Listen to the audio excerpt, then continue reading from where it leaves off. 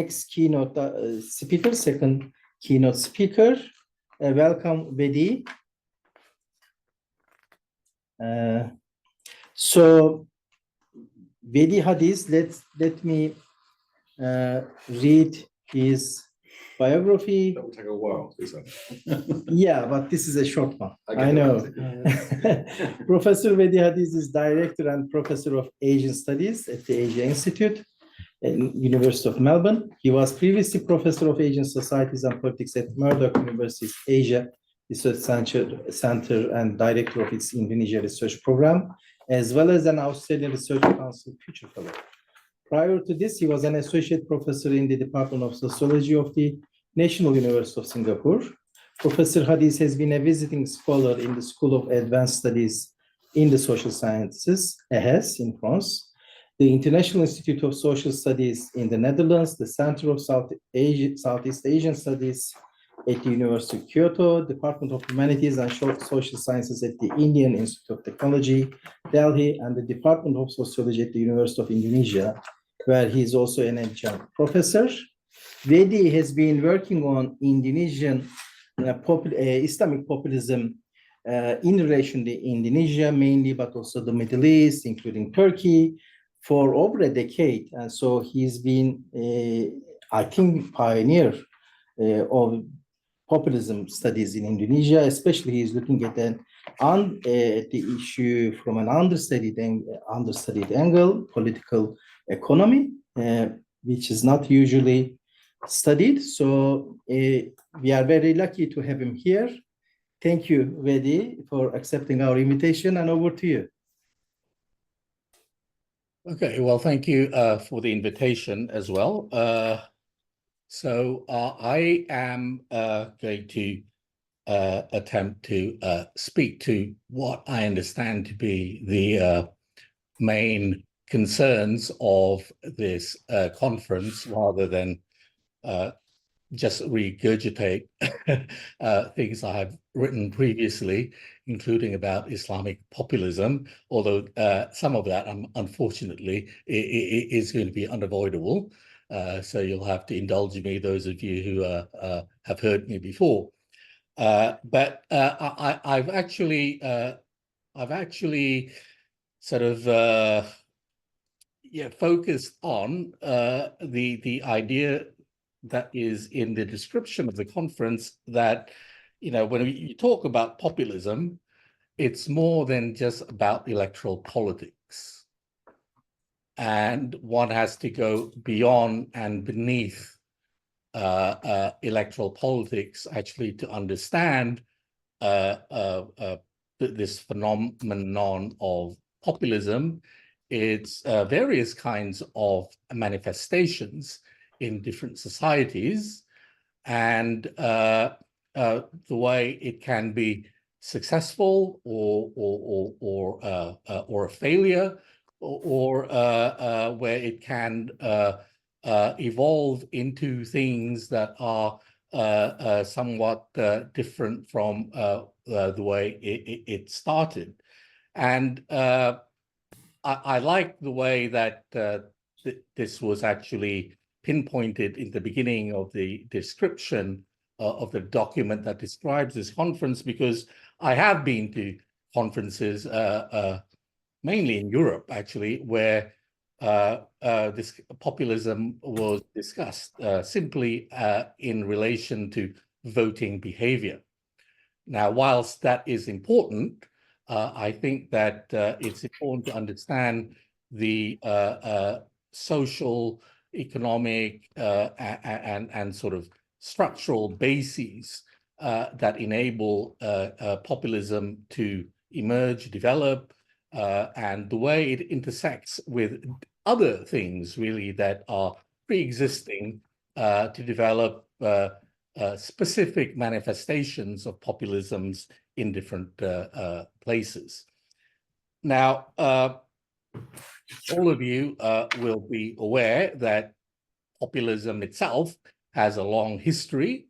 The word, the term populares was used to describe a faction during the late Republic of the later period of the Roman Republic, where the populares were sort of a faction of the elites. But when we talk about populism now and distinguish it from, let's say, the agrarian populism of the United States of the late 19th century, or of Russian populism, also of the mid and late 19th century, Latin American populisms of the 1930s and 40s and 50s.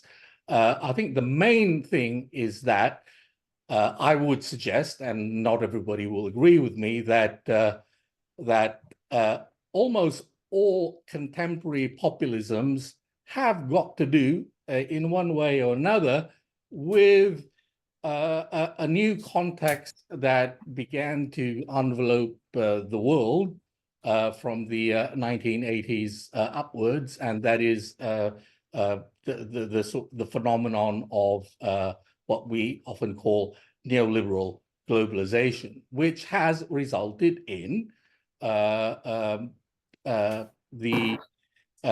greater levels of social economic inequalities within societies. So, of all the major economies in the world today, all of them that I can tell, all of them that I've been able to survey anyway, are more unequal now than they were in 1980. They may also be much more prosperous than they were in 1980, but by and large, you know, if you go through economic indicators, macroeconomic indicators like the Gini ratio, or if you use more sophisticated statistical economic analysis, all of them will show that it's not a question of, you know, the 20% and the 40% and the 40% of society and the way that wealth is distributed, but in almost all of the major economies, really the problem is the 1%. Right, and that this kind of situation, you know, does result in grievances, in social animosities, and new kinds of social contradictions, new kinds of forms of domination and subordination, and of social marginalization than would have existed before. So even in the established, rich Western democracies, you know, a major gripe is that the institutions of democracy no longer work the way that they're supposed to, in that they are unable to channel the grievances of, you know, the 99%. And it is common to say, for example, you know, in the United States, that both the Democratic and the Republican parties, you know, are beholden to the to different factions of big capital in the United States, therefore making it difficult for you know, sort of popular interests to be particularly significant in the workings of democratic institutions, therefore resulting in people getting, you know, sort of more distrustful and less confident that the institutions of democracy, you know, will work in their interests. So, you know, the situation, of course, you know, is different in different places. I think in Indonesia, in spite of what I've called and other scholars have called, you know, oligarchic dominance over Indonesian democracy, by and large, you know, the level of trust of the electoral process and of democratic institutions are significantly higher. You can see that in for example, the higher level of participation in elections. But again, I say if we just look at this level of analysis, I think you can miss out on a lot of things that happen beyond that level and beneath that level of analysis. So in spite of what I've suggested as being a higher level of sort of trust in the institutions of democracy in Indonesia, it is, I think, similarly the fact that these institutions, because they are presided over, by the rich and powerful, by the most rich and most powerful, that they are not really able to articulate and channel the grievances and aspirations of the vast majority of the population. And this is where really we can see that political parties actually have a rather limited role in Indonesia, Indonesian politics and Indonesian society. I mean, for me, political parties in Indonesia are mainly expressions of ad hoc and very easily shifting alliances within, oligarchic factions or between oligarchic factions. And alliances between political parties also show this. I mean, you can tell this very easily by the fact that these alliances can, change every week, and certainly they also are different, at the national level, from the provincial level and down to the local level. The political parties, they will have alliances that are different, at different levels of the polity, meaning that really they are, sort of vehicles of elite convenience. What are really important, I think, in Indonesian politics and society, as I think shown by the most recent elections, remains actually the bureaucracy. I mean, the power of the bureaucracy was harnessed at this time to a level that had not been seen since the Suharto period in support of one candidate. And this bureaucracy, when married to, as it is, to the power of capital, you get an unbeatable combination, where really, all the political and economic resources can be pooled together to support a particular faction of the oligarchy. Really, for me, what we're seeing is just factional strife within the oligarchy. It's about which faction has greater control and most direct access to the levers of economic and social and political policy, and therefore are able to make use of them. And the history of Indonesia over the last 5 or 6 decades has shown that the ability to control these levers are very important to the process of private capital accumulation. And I think that's what it's mainly about. Now, given that the bureaucracy and capital would need something to sort of mobilize people at times that are necessary, and these times are elections, and maybe times where specific crises might occur. Well, they need something.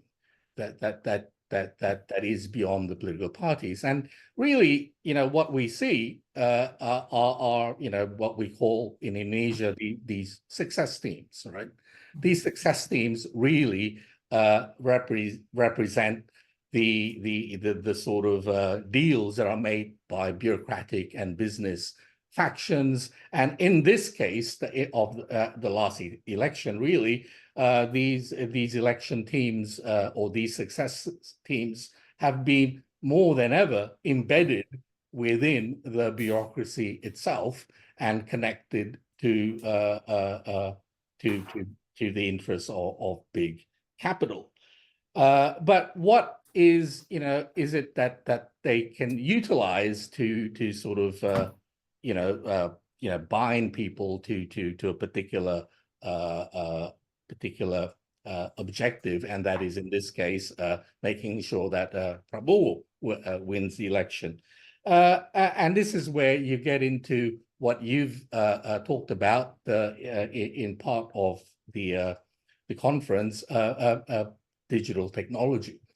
I mean, digital technology is something that allows these oligarchic factions to actually, well, I mean, okay, let's just go beyond these parties. Once they've given us their okay, once they've given us the ticket, they really don't function that much. Now, they don't really function that much in sort of mobilizing support, in organizing support and so on. It's these success teams. And what are these success teams now using? Well, one of the instruments, and not the only instrument, obviously, is what is made available by developments in digital technology. Well, what is it that you can fill it with? I mean, you can fill it with disinformation and so on. And of course, this is not unique to Indonesia, but also because of the fact that you don't have, traditions or strong traditions of liberal politics or social democratic politics or certainly not leftist politics since 1965. What is it that you can sort of play around with to sort of, to influence people on the affective level? And really, what's left is really nationalist sentiment and ethno-religious identity, and therefore, digital technology and also other forms of campaigning and so on, do not speak in terms of policies. They don't speak in terms of concrete reform agendas and so on, but they talk about a person's sort of nationalist credentials, or their moral rectitude, or these sorts of things, and really it shows that that the people who have criticized this process that we saw result in the victory of Prabowo, and the sort of forces behind him really don't have a language of politics to compete with these people. I mean, you've got liberal reformers and NGO activists, journalists, and so on, constantly sniping at this process, but really not being able to resonate, with larger sections of the people, because really they have not come up with a language of politics that can actually compete with the sort of ethno-religious and nationalists, especially now in this 2024 elections, language that has been articulated by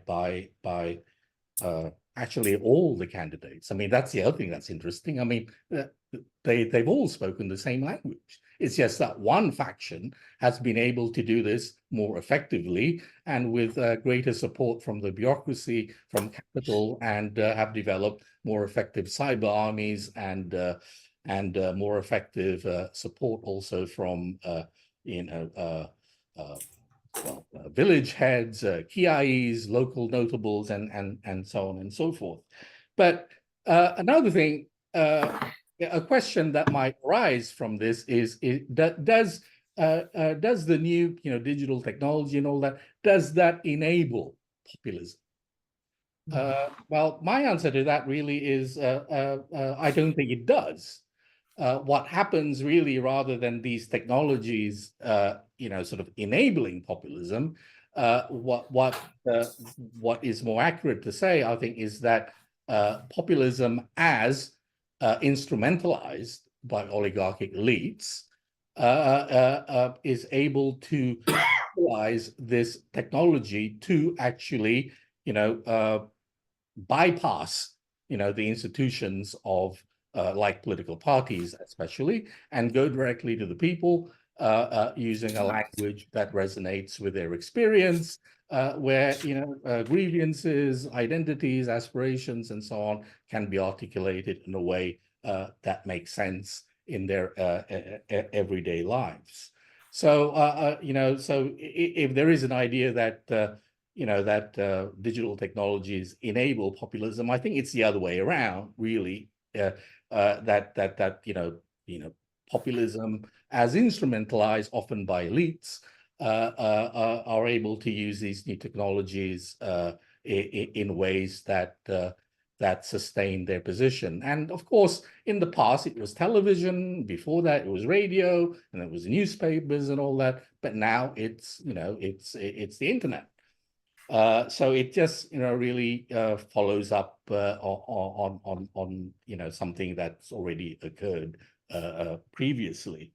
The other thing that I think is shown by the recent election, although it has resonance far beyond just the election, is that the idea that Indonesian society is polarized between nationalists and Islamists is completely false. After 2017 and 2019, I think it was the sort of common idea discussed and articulated by many analysts of Indonesia that, well, these elections showed how polarized Indonesia is between nationalists and Islamists. Now, I heard the end of the last discussion where people were going, where were the Islamists? Right, because everybody was using significantly, more nationalist sort of language of politics, albeit infused by religious morality from time to time. But you saw that the FPI and what you might call right-wing populist groups and so on didn't play much of a role in anything. And as I think I heard Greg just say 20 minutes or so ago, well, I mean, in 2017, 2019, it looked like they might have been a big force. What happened to them? Well, I think what happened to them is that nobody sort of unleashed them. And I think it shows really that they can only be significant players when they're being unleashed by a faction of the oligarchy, when they have oligarchic patronage, as they did in 2019 and in 2017. When the oligarchy, has not much use for them, as in 2024, then they're, pretty much quiet. And I think, you're right. They'll probably now sort of navigating their way through the new sort of landscape to see whether they can fit in somewhere. We see already that Habib Rizik and Din Shamsuddin and others have approached the Constitutional Court, and probably trying to have a stab at elite politics, or being paid attention to by some of the elites.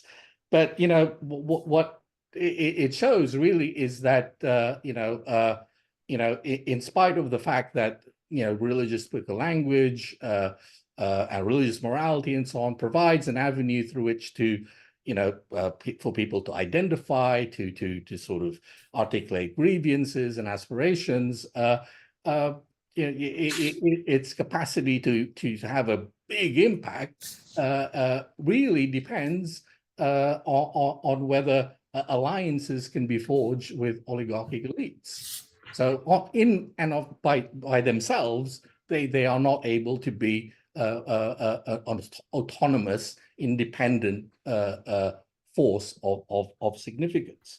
In the future, well, currently already, I think what is happening is, a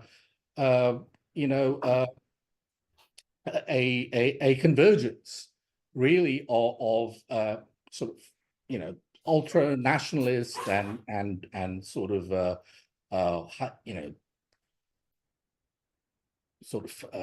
fundamentalist, not fundamentalist, but ultra nationalist and sort of Islamist ideas and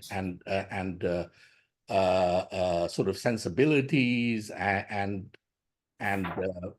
sort of concerns being merged together by elites, so that really you will see a kind of more religiously infused Panchasila is a possibility, and or religious politics that make more references to nationalist symbolism and sensibilities, sort of being merged, and all really to sustain oligarchic power, and to be used whenever convenient, by shifting alliances of oligarchic factions. I mean, some of them may emphasize religion at some point, others nationalism, or others, some other combination or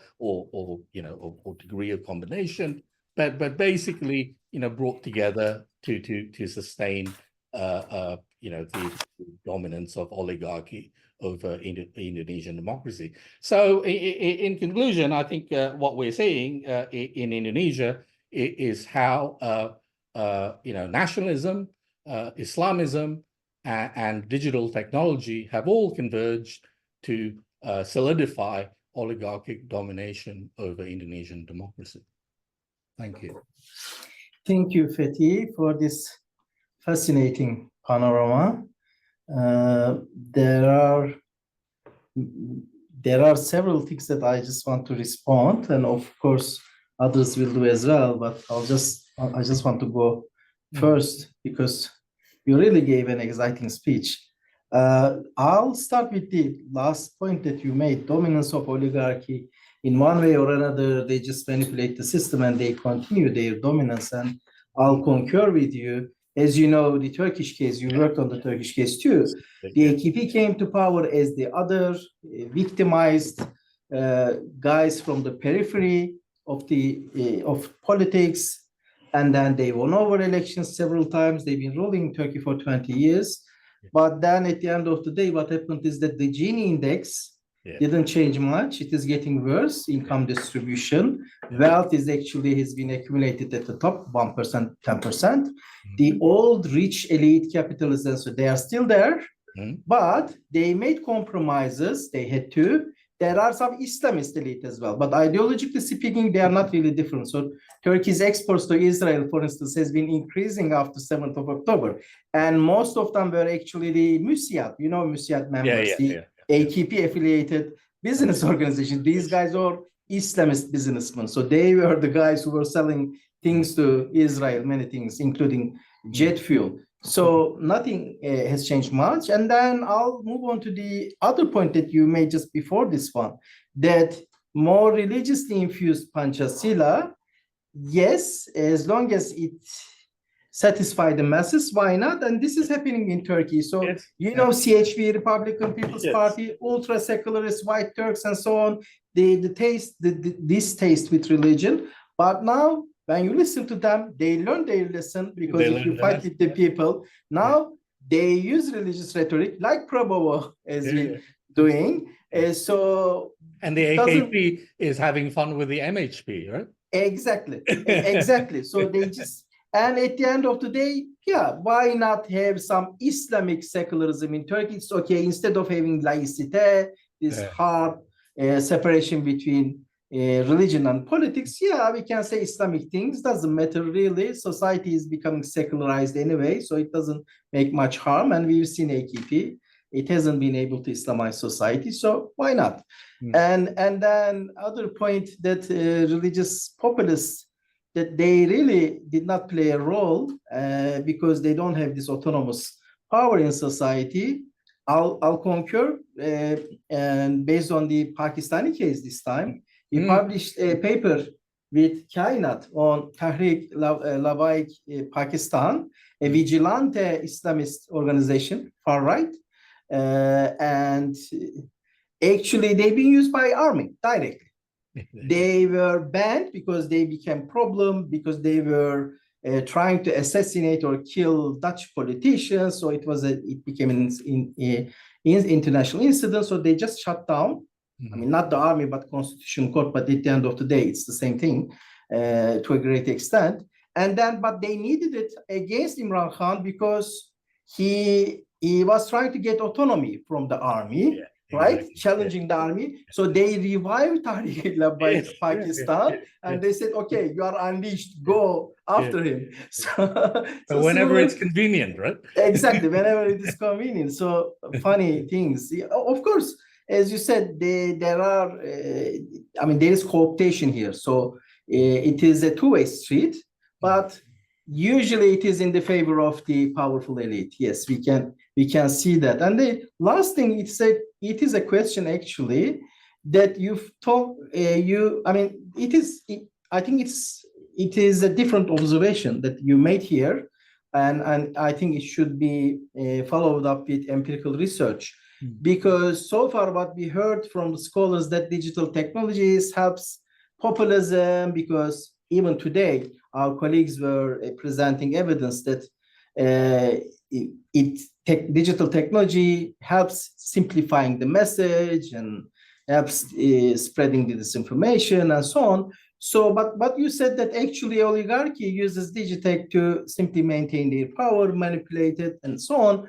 And as far as we know, populists benefit from digital technology to a great extent, disinformation and so on. So negativity spreads fast. But here you are saying that at the end of the day, it's the oligarchy that wins. So I'm asking you to use a Marxist frame here that you would like. Is there Why, a kind do you think of... I'm a Marxist, do you? No, but so I think he looks like a motorbike rider. So, Vedi, is there a kind of false consciousness here? So populists, they think that they are winning, but at the end of the day, what happens is that they are working for oligarchy at the end of the day. Well, I mean, the term false consciousness is, I think, has been debunked, and I think there's a lot of valid criticism of the very simplified idea of false consciousness. But in principle, I think you can say, look, take an example, right? All these Americans who are supporting Trump are the people who will actually be the losers in a Trump administration. Yes. That's, supported by the Koch brothers and so on, right? Yeah. Yeah, I agree. Yeah. Yeah. Any comments, Craig? Well, I just wanted to offer Vedi a useful phrase that he just gave us, but for the next presentation. When we saw that whiteboard slogan from the second Clinton campaign, that it's the economy, stupid. That was kind of a light bulb moment, because it does explain a lot. So much of politics is about the economy, right? Yeah. So I would suggest, and I concur with Vedi, and thank you for a great presentation, that it's the oligarchy, stupid. Yes, yeah, that's great. Yeah. Populism is actually, at least in the Indonesian case at the moment, much less relevant than we would sometimes imagine. And Can I suggest that we print T-shirts as a sort of a initiative to collect funds for the next conference? Yeah. I mean, we had some great presentations with really good research methods and good data, but we don't find a smoking gun when it comes to populism. Exactly. Yeah. But I think you're right. What we do find is that the oligarchy is winning. Yeah. And it'll use different means to achieve its victory. Right now, it doesn't need to use populism. Exactly. Erdogan has been able to stay in power in the last decade by being co-opted by the bureaucracy, oligarchy, Kemalist bureaucracy. So he's been working with MHP and Turkish National Intelligence, Army. They are still secular institutions. Maybe 10% Islamists are there just as a kind of concession. But after Erdogan is gone, these guys will go again. Yeah. So at least the Republic of Iran and Saudi Arabia remain staunchly religious. really, not the people. Well, you know, I'd like to know who is in control of all those state-owned corporations in Iran. And who benefits from they're called the Islamic Revolutionary Guards Corps, but I don't think they're Islamic or revolutionary. There may be a guards corps, perhaps that's as much as it goes. It's a mafioso, right? It's an oligarchy. Yeah. Any comments, colleagues? Okay. Thank you very much, Fethi. Vedi, sorry. It's a Freudian slip. My boss is in mind all the time. Fethi, I said, oligarch is here in my mind. So I have to pay respect to him, my elder. So the emir is always right. Anyway, so we'll have these presentations and speeches uploaded on the ECPS website. Bülent is here, European Center for Populism Studies. So they will be widely disseminated and they will be on the ECPS site. And he says yes. So thank you, Vedi. And this was really a fascinating contribution. Thank you so much. Yeah, sorry I couldn't join you on campus. I had too many Next time. It was my fault because it was a very late notice. Thank you. We'll do something in future though, where it's face-to-face rather than, Okay. Thank you. All right. Thank you, everybody. Bye-bye. Thanks, Vedi. Bye. And we'll get to work on the T-shirts. Thank you, everyone. Now we'll conclude with Greg's concluding remarks. So he'll simply talk about the conference and his thoughts and wrap up the conference. Thank you. Over to you, Greg. I will be very brief because Vedi gave us a great sort of summary as it turned out, and it's late and it's been a long 2 days. Very good. So first of all, let me reiterate that we've had some really, the papers are all consistently good and strong, not just because there's a lot of work and they're well presented, but because people have done original research, there's good empirical data, there's good methods, and there's transparency about the way it's done. There's a lot of things that have been tested that are really, really great. And a lot of this has been done at short notice, so more even more credit for what's been achieved. I think that I'm not going to say that we throw away the notion of populism, obviously. It's too popular for that. But it's not a perennial answer for everything. It's one of those things that in some circumstances explains a lot, still explains a lot with Erdogan. But this local elections, similar to Turkey, Indonesian elections, it didn't work this time. At the local elections, populism, Erdogan's populism didn't work. No, that's true. The municipal elections, it seems like he's coming to the end of his run. So I think for Erdogan, this classic case, the same is true for Modi. The reason populism works for Tayyip Erdogan or for Mahendra Modi is because these guys are popular. Because they've got a large demographic supporting them. They're doing something they deliver. It's been seen to deliver as far as economic growth. Erdogan is running into headwinds, but I think can assume that they're winning just because of populism. I think they're winning. They have been successful because of factors that contribute to their success in tapping into demographic support that the opposition hasn't, and in delivering, or at least being seen to deliver. The big question mark at the moment is whether Trump can get beyond his fairly fixed level of base support And depending on voter turnout and distribution, whether you can get enough to get a second term, let's hope not. But I mean, he's hardly changed the game. His populism, works for his base, but it doesn't sort of extend his base. And the reason his populism works is because of people feeling left behind and afraid of missing out, or sort of their position changing, so that they sort of project their hopes onto him. I think in the Indonesian case, on the one hand, the outcome with the really remarkable landslide victory for Prabowo is a matter of concern, given his human rights records and given everything else we know about him. Hopefully it's not as bad as we fear. But it has to be acknowledged that I think he didn't win because of playing tricks around the edges. The result was so compelling that we can't sort of just say it was just social media or TikTok or Bansos or anything else. He won because of other factors that are much bigger. In my view, I think he won primarily because he inherited the popularity of Jokowi, because Jokowi chose to pass that mandate to him, or at least pass that sort of mantle of popularity. Of course, it's not clear that he's going to actually be beholden to Jokowi after October, but that's clearly Jokowi's hope. And I think part of the reason that Jokowi did that was because of his irritation with Megawati, and that really doesn't have a lot to do with populism at all. It's to do with personalities and politics. I think it will continue to be useful to use the lens of populism, but as long as we don't sort of overstate what it can deliver for us. And I think the studies that have been done in this workshop the last 2 days give a good indication of where we should be doing future research. I mean, these are really, really useful lines of inquiry. Yes. But I think what they have shown so far, at least my takeaway, is that we can't make the claim that populism explains the election results this year in Indonesia. It was something else, and that something else was largely Jokowi, and as with Mahendra Modi, less so nowadays with Tayyip Erdogan, it's because of a perception that this guy has been delivering for us. We want more of it. Exactly. So, I mean, Vedi is right. It's the oligarchy stupid, but of course, in the eyes of the voter, it's the economy stupid. Exactly. Yeah. Thank you. Great. Thank you. Great. Thank you, everyone. Let's wrap up. Please keep working on your papers. This was a fascinating conference in such short of time. I think everybody delivered great papers, and we'll continue working on them. We'll be in touch. Thank you and have a good day. Thank you, everyone.